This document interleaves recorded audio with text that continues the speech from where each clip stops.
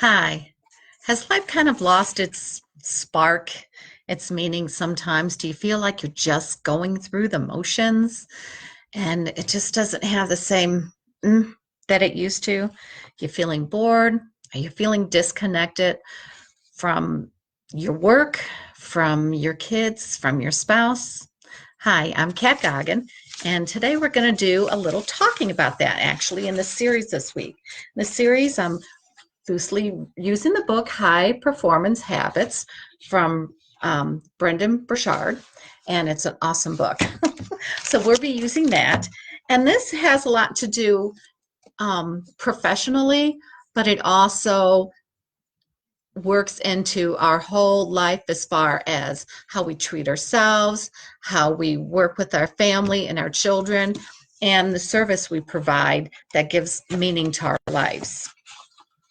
So today we're going to talk about envisioning your future, determine your feeling, how you want to feel, and define what's meaningful in your life. Sometimes, we start off early in life and we envision our future and we have great plans and goals, and we might even write those down, which is, if they're not written down, they're not goals, they're just dreams. But we end up doing a lot of juggling, especially once we have children and we're working hard on our careers and we're married, we've got a house now, we've got all kinds of responsibilities and things that we're doing. So it's hard when you're juggling all that to envision your future because you get lost in the every day to day, and it can become mundane and you end up in survival mode. Well, how do you get out of that survival mode? You want to do a couple things, envisioning your future. Write down your immediate family, your spouse, your children. And, or if you're thinking about work, if it has to be work, write down your team members' names. And then imagine 20 years from now, or when you pass away, what do you want them to say about you? What do you want them to feel about you? What do you want them to feel about the interactions that they had in life with you? So think about those things. Think of 3 words that would make up those feelings. And then next time, whenever you spend time with these people, think of those words and how you want them to feel. Do you want them to respect you? Do you want them to be appreciative of you? Do you want them to feel safe with you or comfortable? Come up with some words and think about that. And then before you have interactions with those people, think of those words that you came up with them and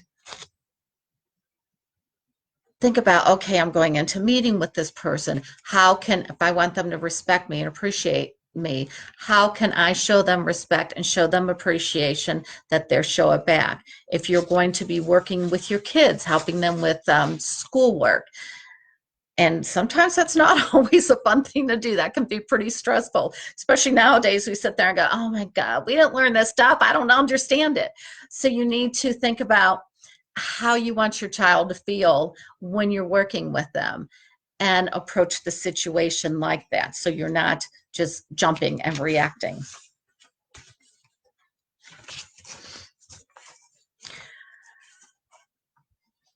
That helps you envision your future. That helps. What you're trying to do then is practice number 2, determine the feeling that you're after.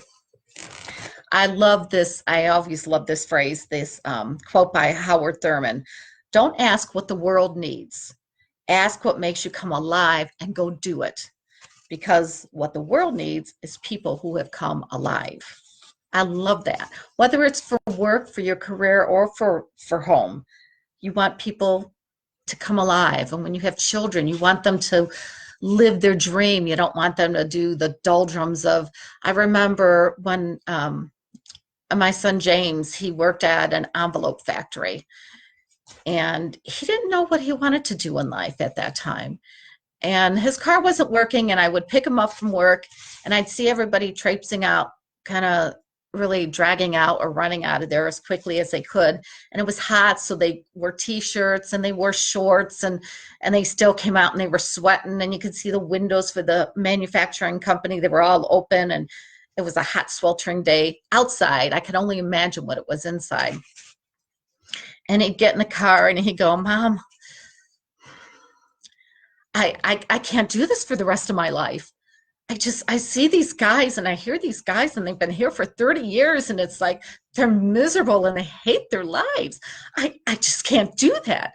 So you need to find what makes you come alive, what beats your heart, what makes you want to jump out there and get excited and make a change, make a difference in the world.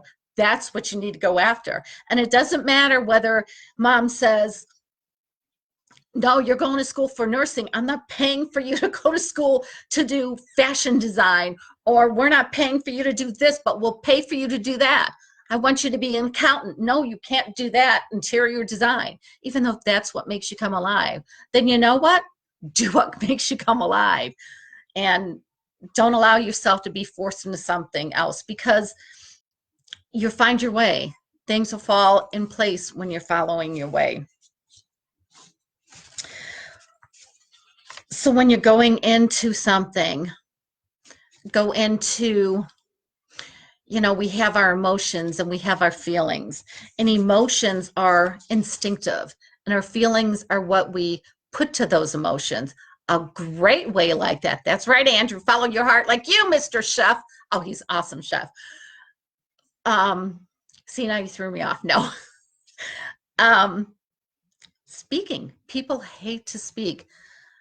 Oh God, I was first married. I didn't even have my children yet. And I went back to school and I had to take a speech class. And I'm in the speech class and I was like freaking out because we had to do this 5-minute speech on whatever. I was terrified and I wasn't going to do it. And so bad that my husband went in and talked to the teacher. How pathetic is that? How bad is that? So he talked to the teacher about, why I shouldn't have to give the speech and stuff. I still had to give the speech, but it's like, and here I am now giving lives on Facebook to, whoever. But it's the emotion of speaking is terrifying. And as a massage therapist, when I started my business, I wanted to bring in people and let people know what I was doing and how I can help them and find out what was going on with them. And the only way I could do that was to, open my mouth and talk to people. And, I had these opportunities to talk in front of groups of people, and it was terrifying. And then someone gave me the idea. They said, go to the rec centers, go to the senior centers and talk to the seniors, because they love listening to people, and hell, they can't hear what you say half the time anyway. And they just love people talking to them and being with them. And I went, And you know what? That's what I did. I went to a couple rec centers, and I was going there once a month to each of them and talking to the seniors there. And they loved getting, I show them how to do a chair massage or whatever. I would talk to them about the health and about massage. And it was pretty wonderful. None of them threw rocks at me or tomatoes at me or tripped me on the way up the aisle or hit me with their canes or anything. So that's how I got from having my husband go try to talk a speech teacher out of me having not to talk, to feeling comfortable talking in front of people.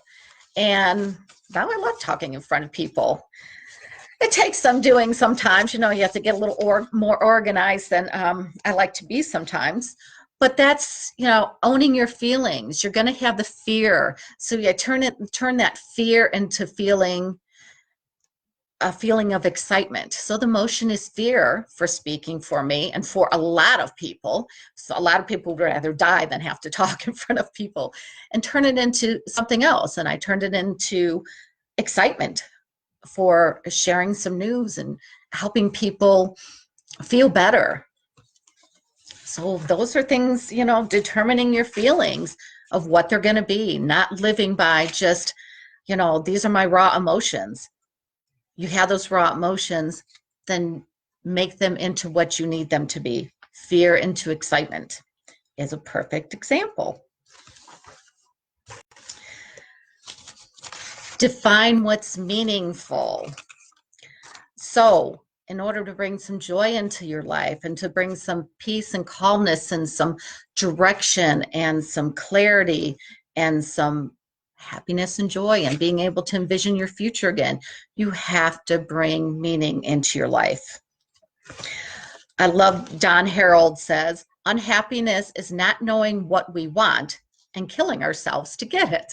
How many people go to work every day, again, to a job that they hate, they don't want to go, it's killing them, they don't want to do it, but they don't know what they want to do, so they have no joy, so they are not doing anything that makes them happy or joyful. You need to find meaning in your life. How do you know when you're doing something meaningful? What does it feel like to you? I know you've had those experiences. If you had to choose between doing two things, whether at work it's two good projects, this is a great project and this is a great project, and you'd be great at both of them, but you know what? This one makes me feel better. I really get excited when I think about doing that one. Well, then do that one. If you're working with your kids and you want to teach them something, or there's something, or you want to go with what they're doing, what excites them, what excites you for you guys to be able to do together. You got some choices. It's like, oh, we can, all right, well, we've had a lot of snow, some snow lately. Do you want to build a snowman? Do you want to build snow forts? Do you want to go sled riding? Yeah, we could do all those, but what excites you more? What excites them more? Go do that one. And then throw some snowballs at them. I remember, again, another story. This is actually the last time I was sled riding with my grandson, because when I have him, we don't have the snow. And when I don't have him, we have the snow. So the last time I actually went sled riding with him was the first time he went sled riding. And my grandniece and my niece, Vanny, happened to be up here also, and she was 8 at the time, and she's never been sled riding. So Gigi and Auntie got to take the kids sled riding for the first time, and it was so much fun. And it was awesome. It was a lot of fun. We could have sat down and watched movies or whatever, but I wanted to do something meaningful with them, and I liked always sled riding as a kid. And so I suggested a couple things to them, and they're like, sled riding, let's go sled riding. So that brings meaning into my life, and both the kids remember it, and I remember it. So it's things like that. Do the things that bring you joy, because those things that bring you joy will bring you meaning also. So for today, let's think on those things. Envisioning your future, what you want it to look like. What kind of meanings do you want in your life? What do you determine what feelings you want as you go into something, before you go into a situation, a meeting, or before you walk into your home to your children and your family after work, before you walk into work? What kind of feelings do you want to have? And bring yourself into that realm where you can feel those. And define what's meaningful in your life. What if you're doing something that you don't enjoy, then don't do it. Tomorrow, we are going to talk about generating energy. That's a good one. I love some of the exercises with that one. That'll be a lot of fun. Generating energy. That helps you releasing tension and bringing joy and optimizing your health. Those are all good things to feel, because those all bring you, as you're feeling healthier, you feel a lot more energetic and can do a lot more things. Thank you for joining me tonight. And if you found value in this, feel free to share. And I look forward to the rest of this series. We'll have this series this week through Thursday evening at 9 o'clock every night. And I started this live series through a challenge with the group I'm with, the Lady Tribe. So if you're interested in working with Facebook a little bit more, learning some of the secrets there, and learning how to get yourself out there a little bit more to feel comfortable talking to people, check her out. lady tribe. But once again, have a great evening. Show me some love there. And we will all see you tomorrow evening at 9 o'clock. Thanks and have a great night.